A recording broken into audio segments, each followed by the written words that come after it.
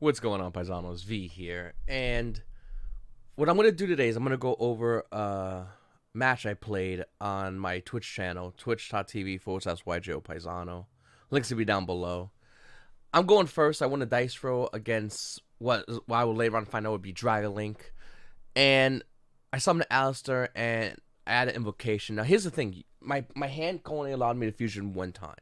So I could have went into Winda or Mechaba, and I felt like I decided to go into Winda because it was more high impact. I felt like I wanted to gain more value. So right now, once again, I'm gonna activate Invocation, and I'm gonna pitch my other Alistair in hand, as well as Winda. You'll see that in a second.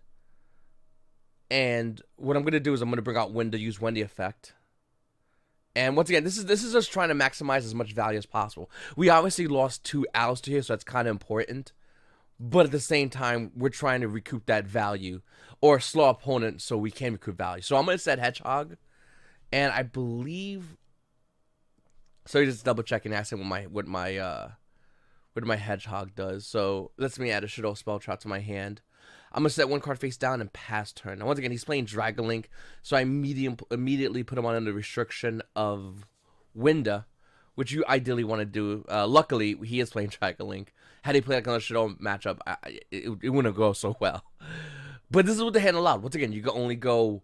I could easily go into Mechaba or into Winda. I decided to go into Winda to restrict my opponent from playing, and we're not in the best position because we don't have a Shaddoll Spawn Trap in Graveyard. So if he was to get rid of my Winda, I would be screwed.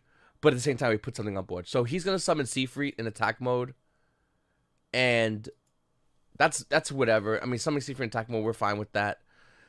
He still gets one special summon. So he's going to activate Seafreet's effect right now. And I think he's sending a little for you. He's going to go ahead and add Leviair. Now, once again, so looking. This is what I'm saying about analyzing everything. I know he has a light and he just pitched a dark in hand. Okay?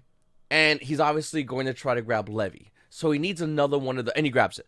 And he needs another target in Graveyard to bring the Levy out. So he can try to get on my Winda. He still gets a special summon. He needs to find a way to dump a target.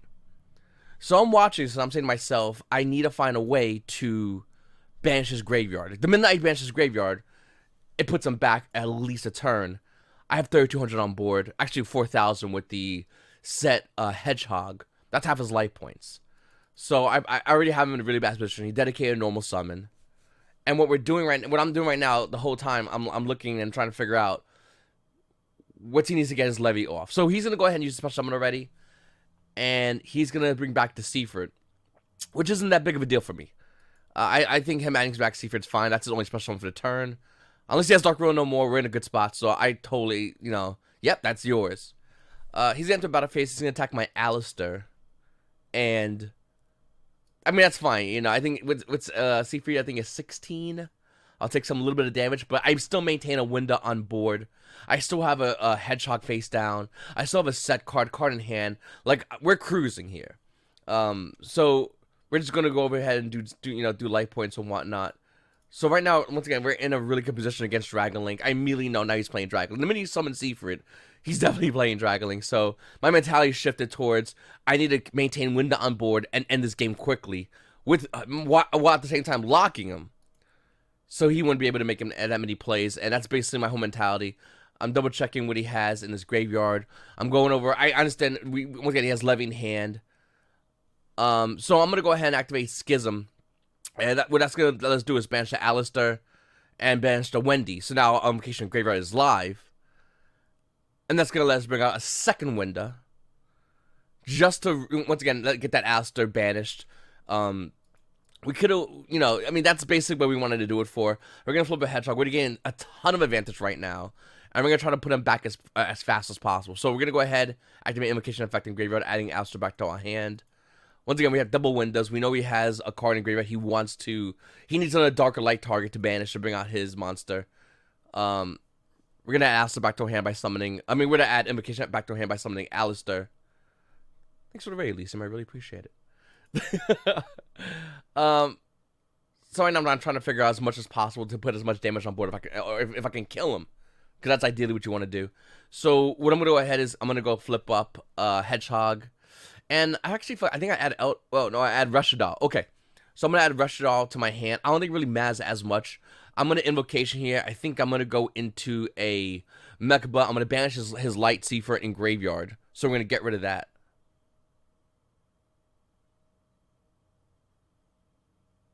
Oh, actually, no. He has the Seafort in attack mode, actually. Okay. So I have to get rid of the Seafort, so I'm going to enter the battle phase. My window that came out with Schism is going to attack it into a Seafort, which I did. Then I'm gonna attack with the rest of the monsters, do a ton of damage, and once again, I'm gonna utilize that Light Seafort target in Graveyard. I'm gonna go into Mechaba, I'm gonna try to wrap this up as fast as possible, and that's basically what it comes down to. I also added the, now that I'm thinking about it, the Shaddoll to bring back my window in case somehow you got through both my windows. Can it happen? Sure. Is it gonna happen? It's not very likely, but you plan for the worst case scenario when you're so ahead in advantage. So I'm gonna banish the Seafort. I'm gonna go ahead and make a Mechaba right now. And I'm super open to Dark Rule No More. I'm very well aware of this. But we also have Shaddoll Schism, which isn't that bad of a card. It's not the best, but it's not terrible. We're going to go ahead and set 2 cards face down. And I think... Oh, and on a standby, I'm going to lance him over here. So, I mean, if he has the Gamma, he has the Gamma. But basically, I'm going to lance him. And what that's going to do, once again, it's going to stop him further from getting that Levy on board. So he's going to go ahead and normal summon the guy that gets the red eyes. I always forget his name. I'm not really familiar with Dragon Links as much as I should. I just know their effects. I'm really bad with names. Okay. So he's going to activate Effect in Graveyard to let him add. I could have easily stopped this with Mechaba, but I don't think I... Actually, no, I have no cards in hand, right? Oh, that was my only card in hand. Yeah. So, I mean, this goes through. He already uses special summon. He uses normal summon. I don't think I'm worried about anything at all this turn. This game's pretty much a wrap up. And what's going to happen is we're just going to, like, he's going to add cards to his hand next time, basically be able to kill him. He took way too much damage. And, let's see, is that what's going to happen here? I think he's trying to figure out what he can do, and that's pretty much it, yeah. Okay, so that's game 1. And the cool thing about this deck, so we're going to go into game 2, and something very unique is going to happen in game 2, is I don't really have that many blowout cards. I'm just going to play with what I have to the best advantage of what I'm using, and I'll show you that more in depth. Now, here's what I want you guys to know with siding with this deck. Once again, when you're siding, you gotta think: are you going first or second? And what am I taking out? So the easier thing to do when you're siding, especially with this deck, is to figure out what you want to take out. Because obviously, I'm almost positive I'm gonna go second. It's really rare he would have me go first, unless he has an amazing way to get rid of Winda. He's probably gonna have me go second. So I'm immediately taking the cards out, and I'm immediately putting cards back in. Now I had a 4th slot that I had taken out, and I was wondering, do I play in Tactics Talents or do I play Dark Rule No More? I wasn't figuring to play 1 Dark Rule No More, and I believe it was 3 Talents. I believe it was, or no, 3. It was 3 Nibiru. Because I want a high impact card to basically end his turn and put him on a really bad board. Because my deck can play right through a bad board. And Nibiru is one of those cards that can definitely get us there. So that's basically what I was thinking the whole time. Once again, we got 4 cards. I'm just figuring out what the 4th slot is. Normally my side's relatively quick. If I figure out the first 3 cards, you do everything mostly in 3s with the side deck. So it makes everything a lot easier. But, yeah, once again, it's me figuring out, do I play Talents, or is my 4th card going to be Dark Ruler, which I decided to make a Dark Ruler, which turns out to be a good idea, even though I didn't draw the Dark Ruler, because you'll see his board when he goes. It's going to be absolutely insane. So we're going to do a quick shuffle here, and then we're going to start game 2. Now, once again, guys, if you are new to watching me on Twitch, I'm going to put links down below. Check me out on Twitch, guys. I stream at least Monday through Fridays.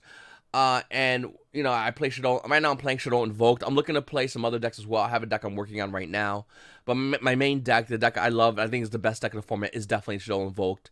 Once again, you don't have, like, amazing matchups, but you don't have horrific matchups. And that's what I like about this deck. That you have a nice, even playing ground. If you play perfectly, the deck is going to reward you immediately.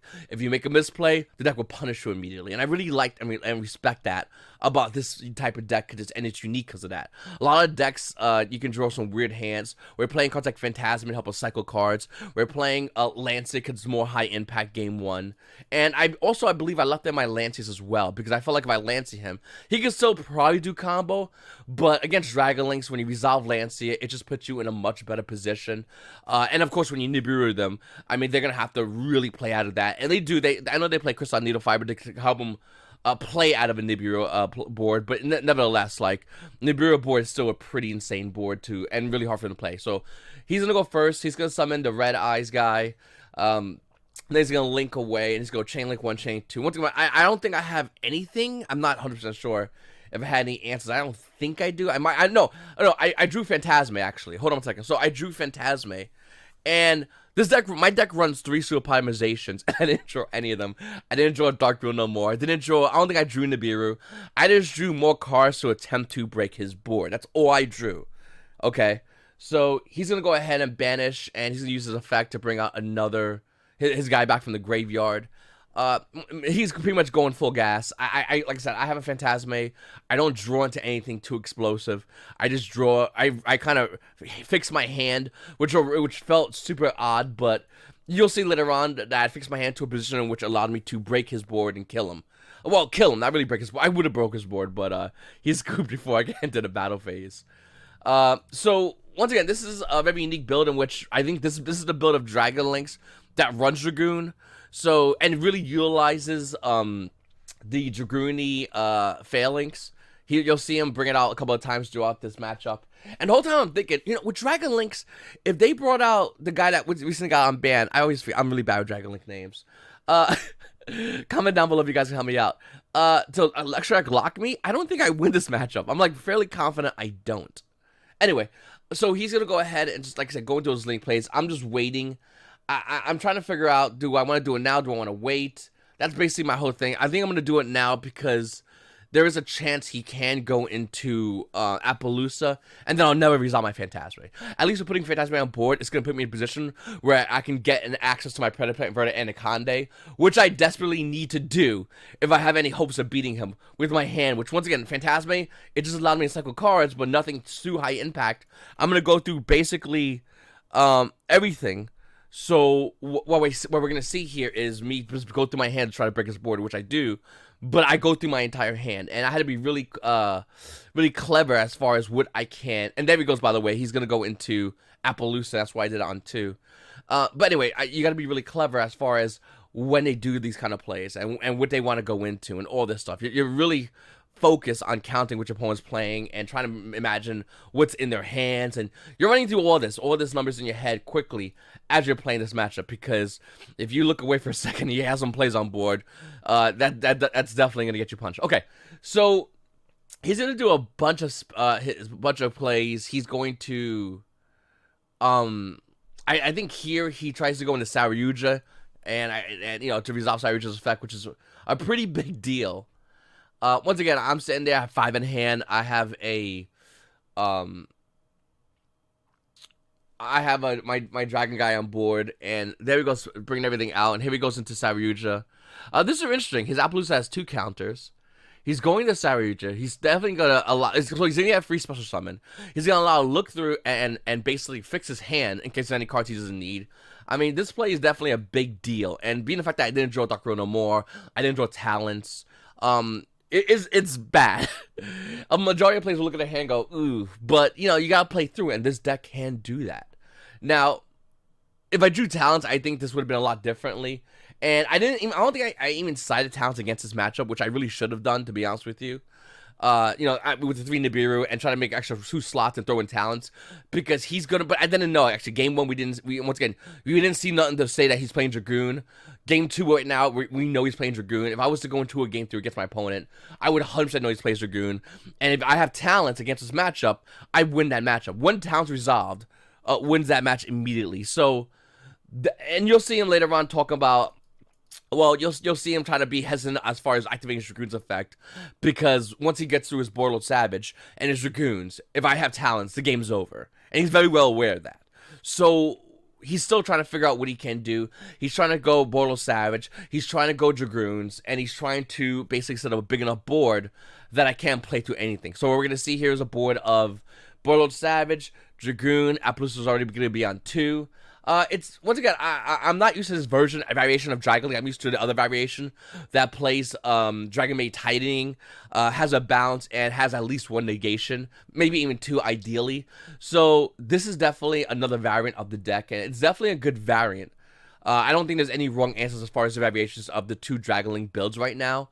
It really depends on your play style and what you want to really bring out, and do you really want to utilize Dragoon versus do you want to really utilize some back row? So I think that's the two major things. So looking at his board once again, I'm 100 the whole time. I'm just thinking, can I still win? One of the things about playing this my deck, the Shaddoll Invoked, is I'm always considering the time as well. And if I can't break his board, if I know there's not a line of play that can get me to break his board, the only thing I'm doing at that point would be wasting time. And you really don't want to go into time with this deck because we have no way to burn with this deck. So I'm trying to figure out, is there a way that I can still end this game? I can still come out on top. And there is. There is. I'm very well aware of that. I'm still analyzing his board. I'm still trying to figure out what's he trying to go for. But at the same time, I'm also trying to figure out, is there an opportunity for me as a player to go ahead and win the game, and there still is. I'm very, I'm 100 understanding that. I'm considering the attributes, and when I draw, you'll see me double check the attributes again, even though I have a good understanding of the attributes, just in case there's something I missed. There's nothing wrong with just going, hey, let me see your attributes. No big deal. Most opponents will be cool with that. Even if they go, oh, it's all lights. Okay, well, let's double check, because if you have something else, that gives me another option. And that's something that you always need to consider. You always need to consider that graveyard, because your opponent's graveyard is options for you, especially if you're going second. So he's going to, and once again, the whole time I'm thinking, if he extra deck locks me, I'm just going to win this game immediately. I'll be honest with you. Like, if I get extra, I don't think extra lock that build is good. But if he does, I'm immediately skipping this game. There's no reason for me to play anymore. Okay, so he's going to go ahead and make Predator Plant Inverted Anaconda, as you just saw right now. He has Warlord Savage Dragon now, and he's going to activate Predator Plant Inverted Anaconda's effect. He's paying 2,000 life points. And once again, this is why Dragoon is such a phenomenal card, and in my opinion, such a terrible card. Because if I have one card, which is to protect his talents, I can easily play through, take his Dragoon, and end the game immediately. And once again, this is something he knows. He mentions it when I play against him. I gotta play through two hard negates, and that's it, and I win. So he knows this, and you'll see him not even activate Anaconda at all. I mean, a Dragoon at all, because he doesn't want to get hit with talents, because talents will immediately end the game for him. It's a card that can immediately win or immediately end the game. So I'm gonna go ahead. I'm gonna draw for my turn. We have 6 cards in hand. Everyone in chat's talking about Dark Ruler and Suapali, and in my mind I'm going, yeah, those are good cards. I wish I had them. So I'm gonna go ahead and activate Magical Meltdown right now, and he's gonna negate with Borlo, which is definitely the correct play. I really wish I didn't do that, but at the same time, I need to start baiting cards out, and I had 100, like, I think he's 100% in the right for doing that play. In his mind, he's like, that one card allows me to do a lot more plays. If I summon Alistair, then he has to force to negate Alistair. If I add Invocation, then I activate Invocation. When Magical Meltdown on board, he can't do nothing. So, once again, we're figuring out what's the attributes in Graveyard. I just really want to know that, because it's really important. I'm trying in my mind to see if I can bring out, the fire invoked monster. My brain just went, it's early in the morning. Okay, so that's what I'm trying to figure out. So he's gonna go ahead and negate it, and once again, he negates it with his Warlord Savage. My card goes to graveyard, so I'm out of that, which kind of sucked. But once again, you have to bait those negates. He still has Dragoon negate a board and 2 negates at Appaloosa. I have an invocation in hand, because why not? I play invoked, I always have it. So what's gonna happen is he's gonna go ahead and negate Alistair's effect with his. He's going to negate Alistair's effect with his monster, and there he goes right there. He's going to do it. Now he only has 1 negate on Appaloosa, which is not that big of a deal, because I have a way to... So once again, the whole time he's fearing talents. This is really important, because this is what the Fear of Talents can do, and this is why I bought a playset Starlight, because I love that card. The card's insane, because anyone plays Dragoon. It's like, you have a strong card? Great, I can still end it. So I'm still trying to figure out the path I can go to win this game. Obviously, I have my own Predator Plant Inverted Anaconda I can easily go into. I'm going to activate Elstral Fusion, and I know for a fact now, if he only has 1 hard negate on the negate, he's going to let that go through, because he's worried about... So he's really worried about talents resolving still. And once again, he's in game 2, he has Dragoons. So I'm gonna go Elstral Fusion. I'm gonna start setting up my App Cologne. I'm gonna get rid of that last negate, and we're gonna go ahead and do that right now. I'm gonna send so I'm gonna go for App Cologne 100%. And I'm debating on placements. I don't think placements really matter here because I eventually go into Verdant Anaconda. But just in case it did matter, I believe I put it in my extra monster zone, even though it's the same as his. I know some of you guys in chat might go, like, V, it's just, you put it in the same zone. I'm sorry, I was too busy focused on something else, but it was in the same zone. It's whatever. Okay, so I'm going to go Chain Link 1 Chain Link 1 Dragon and pop his Field Spell because if there is another turn, that Dragon Link Field Spell is going to allow him to recoup a lot of advantage. So I usually try to get rid of the Field Spell as fast as possible. Chain Link 2 App Cologne, which I think was definitely the wrong play. But in retrospect, I would have made App Cologne Chain Link, I would have made App Cologne Chain Link 3. Because with App Cologne, I'm just targeting his Appaloosa, which is going to negate anyway. I go in and I make my Chain Link 3 area, which once again, it was not the right play. I should have made App Cologne it, but this is the things you think about when you look back at the match. When you're playing a match, it's really hard to like make everything perfect. It's almost impossible, unfortunately. So once again, I'm streaming on Twitch, so when someone comes in, it pops that up. So what I do is I gotta click on that and I just fix it real quickly. So he got rid of that. We got a good amount of advantage on the board right now. We still got one more Omni to get through in order to end this game. And in my mind, I'm thinking... So I'm asking him again for what's in his graveyard, because I'm thinking, I need fire. If I could go Purgatrio, I could end the game. His Appaloosa has 0. Anaconda has 5. I mean, he has a lot of cards on board that will end the game. So... And he knows I have Invocation in hand as well. So what I'm trying to do is I'm going, okay, so here's what I am thinking, and here's what I got to do. I gotta go with Verdant Anaconda immediately right now, which I do as well. Also, he has an Ash Blossom and Joy Spring in hand, which I don't know if you would have Ash Blossom Joy Spring and held another card in hand. When I activated my Alistair, then again, he didn't do it right, because he used Appaloosa. Okay, no man. Anyway, so I'm looking to go on Predator and Anaconda, just figure out how I want to do it. So I'm going to go ahead right now and do Predator and Anaconda. I'm going to attempt to activate App Clone effect, in which he's going to Ash. He has, I think, 2 in hand after that, because right now he has 3, I believe. So he's going to go ahead and drop that Ash on me.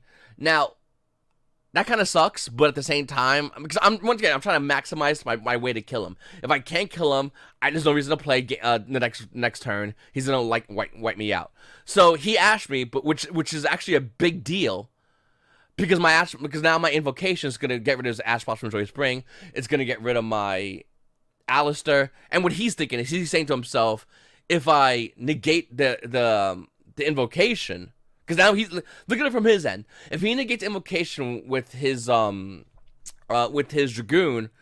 that means I get to resolve my Verdant Anaconda. If he lets invocation go through, I'm gonna banish his Ash. I'm gonna get Alistair, and I'm gonna go Purgatrio. This is one of those things where it's like you only have 2 options: die or be killed. Like this is what he kind of. Okay, so this is what he kind of put himself in. Okay, and he's just trying to figure out the outs, because once again he has a 0 attack Appaloosa, a 500 attack Verdant Anaconda, his Saviuge is 28, so and he basically scoops the game, I believe, right there. Oh no, he allows us to go through. Okay, no, he doesn't scoop up yet. So once again, I get rid of Ash. I go ahead and I bring out Purgatrio. He didn't know if I had it or not, basically, but yeah, no, I bring up Purgatrio, and that's the correct move by him, by the way. You wait to see if they have Purgatrio, because some Invoked variants are not playing this card, which makes no sense to me. This card's insane. I'm gonna go ahead and activate Invocation Effect Engraver to add Alistair back into my hand, and I'm basically putting him on the, I'm telling him, hey, listen, I'm gonna add Invocation, I'm gonna add Alistair, I'm gonna activate Alistair in my hand without entering battle phase, by the way. And the reason to do that, obviously, because you want to, if he does negate, I could use Predator and Draxapelia. Verdant Anaconda to go into a not Predator and Draxapelia, the other guy whose name I just forgot right now. So he's just doing the math right now. He's trying to figure everything out. I'm gonna go into Starvent and Fusion Dragon. By the way, in case anyone doesn't know why that's a big deal, Starvent and Fusion Dragon after Fusion Summon allows me to make Starvent and Fusion attack. Starvent and Fusion Dragon, he can gain attack equal to 1 special summon monster my opponent controls. So he doesn't target for that, by the way. So he just gains that attack, which is a big deal. And obviously, my opponent knows this. He has a 500 attack monster and a 0 attack monster on board. That's more than enough for me to do damage in either situation. So I'm going to go ahead and add Alistair back to my hand. And I'm going to activate Alistair, targeting my Purgatrio to increase Purgatrio's attack by 1,000. He's still debating on whether or not... Well, he's still trying to figure out if where can he negate? Is there a line where he can... Because I have no cards in hand. He's figuring out what line can he negate in which I can't kill him. But once again, this is what this deck does. Like, the deck's made to go, if there's a way I can kill you, I'm going to. So he's still trying to figure everything out. He has 2 cards in hand. I think he kind of gets it. He goes, either way you get me. And that's basically a game. Once again, it was...